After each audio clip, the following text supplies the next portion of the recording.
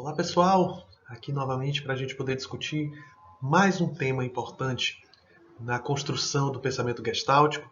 E aí eu fiz esse vídeo, para que a gente possa trocar algumas ideias, pensar algumas coisas e depois poder tirar as dúvidas que vocês tenham em relação a esse texto que a gente está trabalhando, que é a primeira parte do livro Duas Faces da Gestalt Terapia. Fritz Perls e Paul Goodman, Duas Faces da Gestalt Terapia, um livro que publiquei em 2017, a primeira versão de 2014, e que vai fazer a diferenciação desses dois autores, de base do pensamento gestáltico, o Fritz e o Goodman.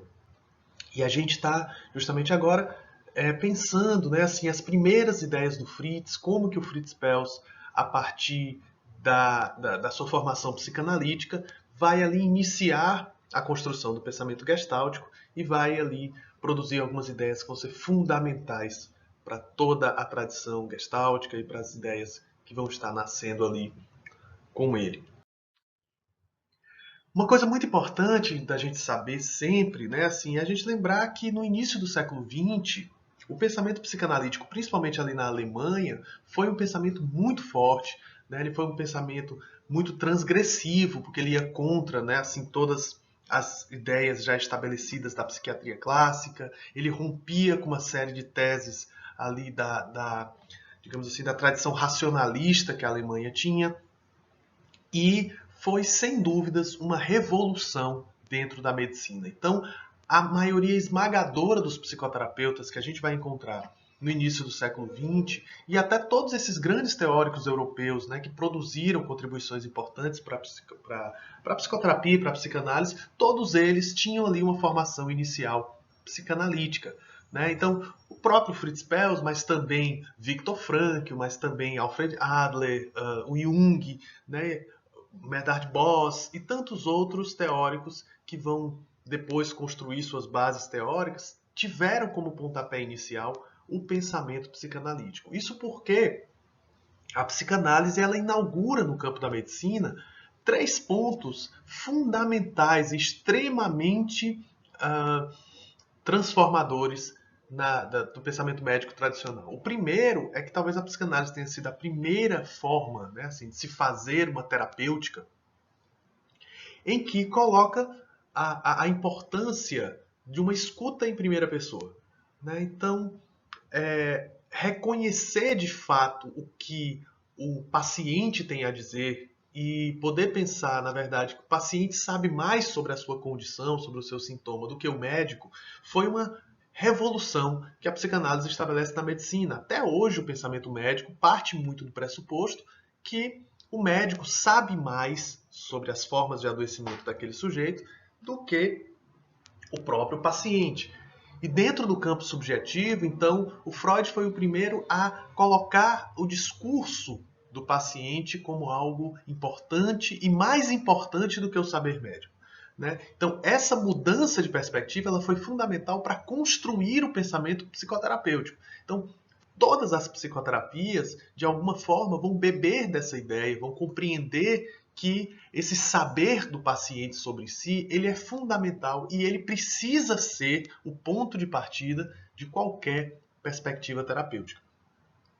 Freud também traz para dentro da medicina algo que, por exemplo, a filosofia existencialista já falava de uma outra perspectiva, de que nós somos seres muito mais irrefletidos do que reflexivos.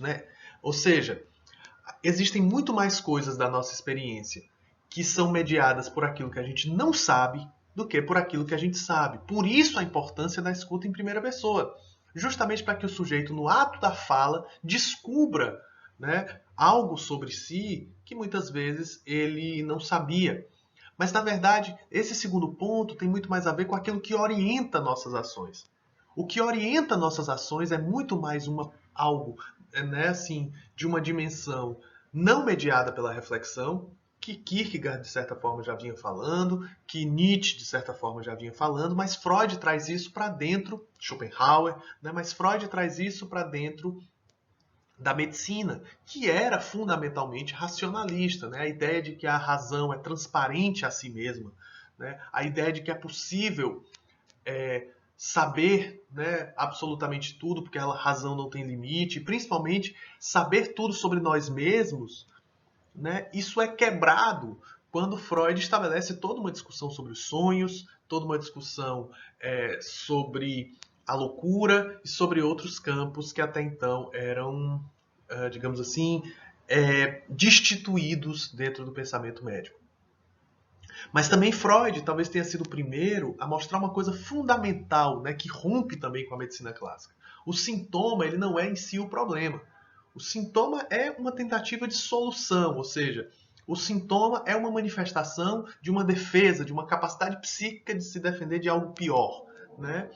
Então, com isso, o que a gente vai ter é uma ideia de que a clínica não é uma forma de solucionar o sintoma, mas de reconhecer, inclusive, a potência do sintoma como uma forma de dizer algo, de comunicar algo.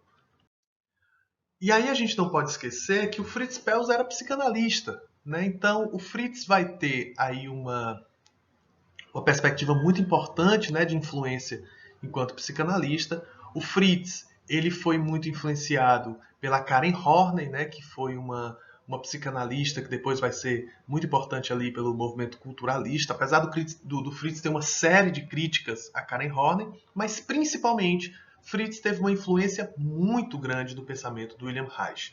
Né? A gente discutiu em outras aulas o pensamento reichiano e a gente viu o quanto que Reich traz para o campo do corpo e da materialidade, o inconsciente. Né? E nesse sentido apresenta uma série de críticas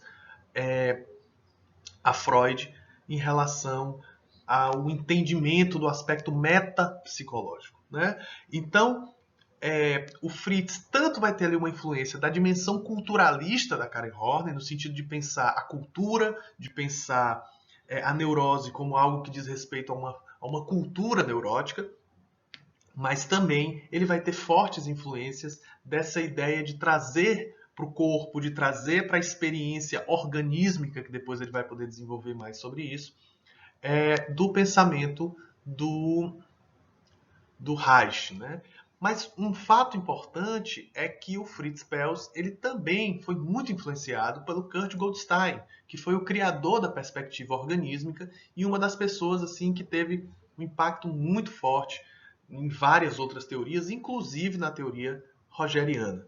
Né? E o que o Fritz então vai fazer é substituir o conceito de organismo, perdão, o conceito de inconsciente pelo conceito de organismo. Ora, então, qual vai ser o ponto de partida, né, do pensamento do Fritz Perls?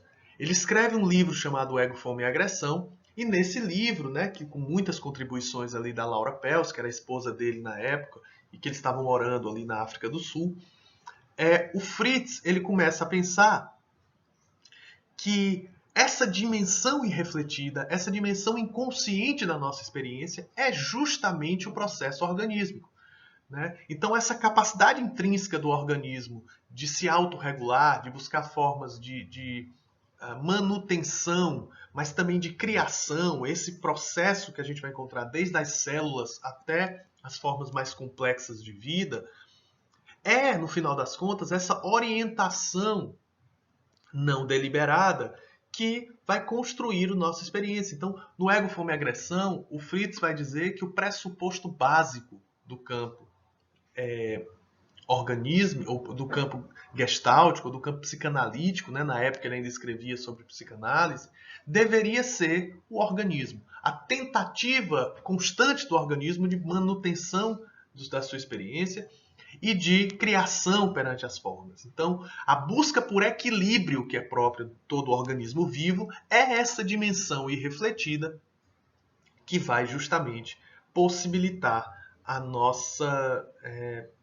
digamos assim, tanto o nosso processo de adoecimento, quanto esse processo, quando esse processo não funciona adequadamente, mas também vai ser isso que vai dar as condições de desenvolvimento e crescimento do organismo. Então, ele vai começar a pensar uma clínica que tenha como objetivo restabelecer a confiança nesse processo de autorregulação, entendendo o organismo como uma totalidade e fundamento de nossa experiência. Por isso, dicotomias como consciente e inconsciente, mente e corpo, racional e afetivo podem ser superadas pelo entendimento de que o organismo é uma totalidade e que nós devemos pensar um organismo que se coloca na relação com o meio e não uma mente que se relaciona com o corpo ou um corpo que se relaciona com o mundo, mas um organismo que em sua totalidade está sempre num processo de troca e interlocução com o seu ambiente. Então, o que o Fritz Perls vai fazer é estabelecer o paradigma organísmico, ou como muitas vezes ele preferia chamar, a partir da influência do primeiro-ministro da África do Sul na época, o Jan Smuts, ele vai tentar pensar o paradigma holístico, né? Holos vem de totalidade, holos vem da ideia de você tentar pensar a completude, né, e a integração das coisas. Então, um paradigma holístico na psicanálise. Então, mais do que pensar uma metapsicologia como uma dimensão para além do aspecto psicológico, e com isso entender todos os mecanismos inconscientes, nós deveríamos, na verdade, pensar o organismo enquanto totalidade e pensar os mecanismos pelos quais o organismo, na sua relação com o ambiente, ele ou se vai ali impedindo sua capacidade de troca, impedindo, né, evitando, como era o termo que o Fritz preferia utilizar, evitando a experiência por uma série de pressões culturais e por isso vai acabar cedendo à experiência neurótica, ou então o modo como o organismo, na sua troca com o ambiente, ele vivencia coisas novas, ele se alimenta, né, da potência do que a experiência estabelece e com isso cresce, se desenvolve, se torna cada vez mais autorregulado, atualizado. Então, esse é o paradigma básico do pensamento do Fritz. Né? Essas ideias estão na primeira parte do livro Fritz Perls e Paul Goodman, Duas Faces da Gestalt Terapia, e aí a gente vai poder depois discutindo mais essas ideias. Então, um abraço para todo mundo e até a próxima.